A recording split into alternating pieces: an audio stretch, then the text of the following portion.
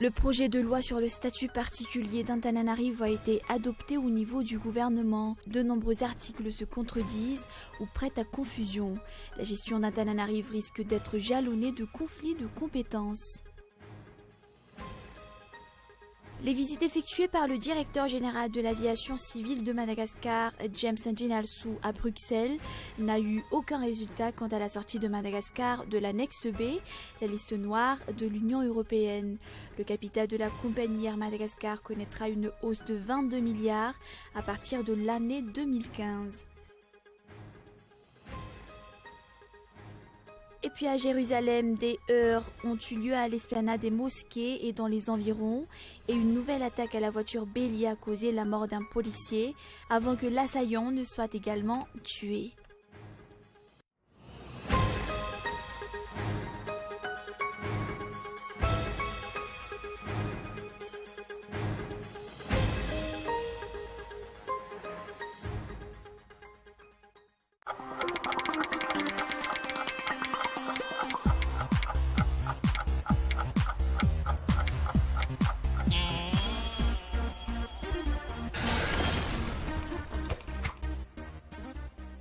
Du grand spectacle arrive sur Canal+.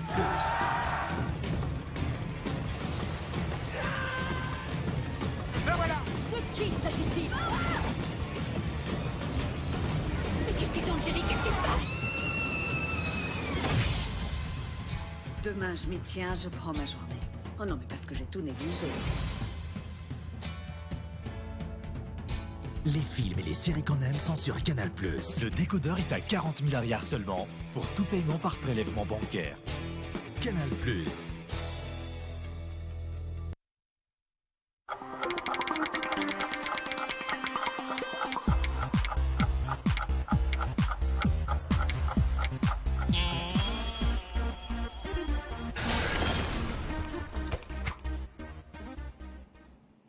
Bonsoir à tous, bienvenue dans ce journal sur Cool TV. Beaucoup d'articles se contredisent sur le projet de loi du gouvernement sur le statut particulier d'Antananarivo, surtout en matière de gestion des finances, révèlent de nombreux députés. Pour le KMF-CNOE, le Comité national d'observation des élections et éducation des citoyens, une telle loi exige un examen très approfondi. Il faut éviter tout conflit de compétences entre les maires d'arrondissement et le maire d'Antananarivo. Ernidina Labaji. Le projet de loi sur le statut particulier d'Antananarivo a été adopté au niveau du gouvernement. De nombreux articles se contredisent ou prêtent à confusion. La gestion d'Antananarivo risque d'être jalonnée de conflits de compétences. L'article 9 impute aux maires d'arrondissement la responsabilité de l'assainissement de leur circonscription et organise l'enlèvement des ordures. Pour l'article 18, le maire de la commune urbaine d'Antananarivo a des responsabilités dans l'assainissement et la gestion des ordures. Qui des deux gérera les fonds ? Selon le ministère de l'Intérieur et de la Décentralisation, l'objectif du projet de loi est de rapprocher les citoyens de leurs dirigeants. Le projet de loi passera au Conseil des ministres avant d'être transmis à l'Assemblée nationale. Pour les députés MAPAR, la confusion et les conflits des compétences entre les maires et le maire sont inéluctables. Le KMF-CNOE, Comité national d'observation des élections et d'éducation des citoyens, ce projet de loi doit être revu et revisé pour éviter le danger. Le projet de loi passera devant l'Assemblée nationale la semaine prochaine. Il appartiendra aux députés d'apporter les corrections nécessaires avant qu'il ne soit trop tard. Et l'affaire Marc Ravalomanana s'accélère selon des sources. Un scénario se concocte actuellement pour transférer la résidence surveillée de l'ancien président d'Antananarivo ou Antsirabe. Et ses proches s'y opposent.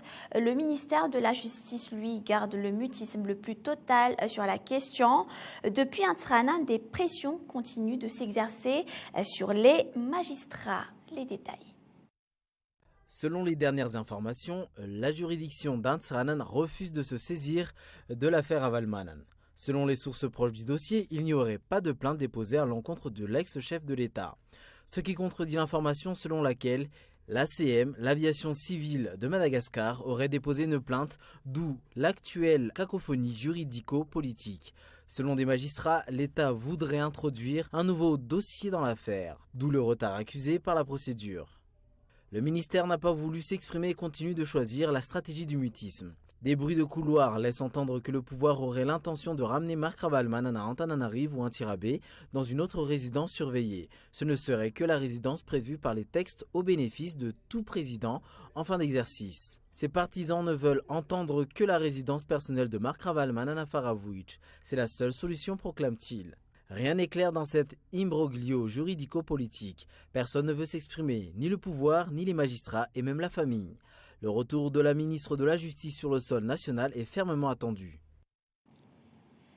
Les visites effectuées par le directeur général de l'aviation civile de Madagascar, James Ndjenalsou, à Bruxelles, n'a eu aucun résultat quant à la sortie de Madagascar de l'annexe B, la liste noire de l'Union européenne.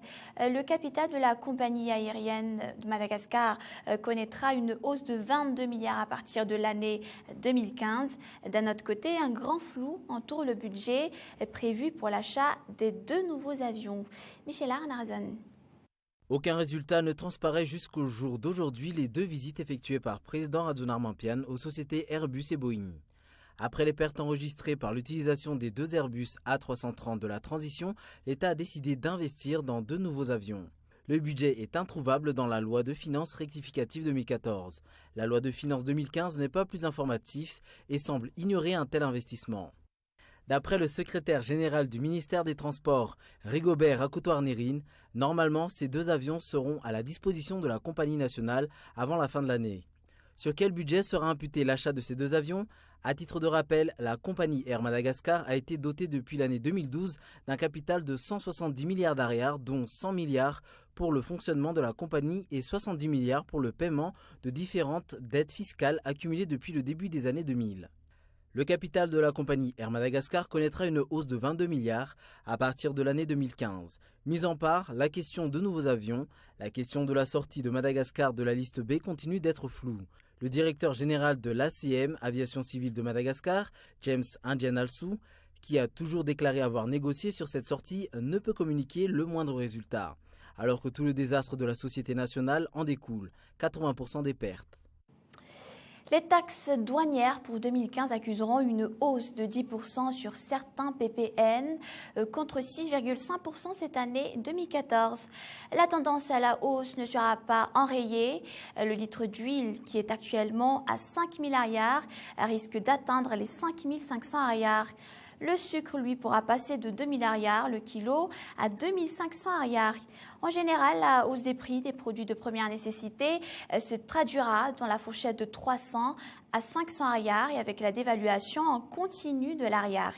Cela se répercutera par 15% sur les prix des PPN, 15% d'après la loi de finances 2015. Et avec cette hausse de 10% sur les droits et taxes douaniers des PPN et la dévaluation calculée à 5%, l'inflation pourra atteindre 15%. Il y aura 19 ans demain, le palais de Manzakamiadan a brûlé de fond en comble. Jusqu'ici, le mystère de l'incendie reste entier. Tous les régimes qui se sont succédés semblent s'être donné le mot de ne pas aller jusqu'au fond des choses.